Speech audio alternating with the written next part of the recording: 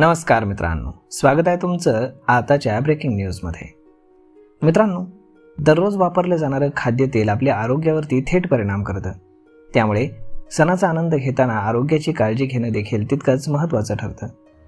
बाजारामध्ये उपलब्ध असलेल्या विविध तेलांमधून योग्य निवड करणं कठीण जातं, परंतु तुमच्या गरजेनुसार योग्य तेल कसं निवडावं आणि आता कोणत्या तेलाचे दर किती आहेत याचीही माहिती आज आपण या व्हिडिओमध्ये जाणून घेणार आहोत।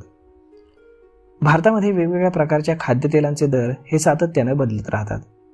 सध्या बाजारामध्ये सोयाबीनचं तेल हे 124 ते 125 रुपये प्रति किलो आहे, तर शेंगदाणा तेलाचा दर हा 180 ते 200 रुपये प्रति किलोच्या दरम्यान आहे, तर सूर्यफूल तेलाचा दर हा 141 ते 145 रुपये प्रति किलो पर्यंत आहे।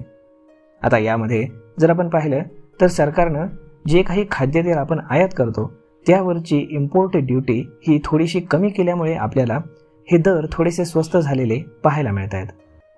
तर मग मित्रांनो, अशा पद्धतीनं खाद्यतेल सध्या स्वस्त झाल्याचं आपल्याला पाहायला मिळतंय।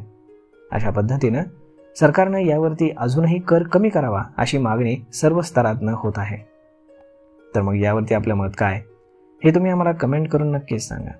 आणि जर हा व्हिडिओ तुम्हाला आवडला असेल तर आपल्या जवळच्या मित्रमंडळींसोबत देखील हा व्हिडिओ तुम्ही शेअर करायला विसरू नका। धन्यवाद।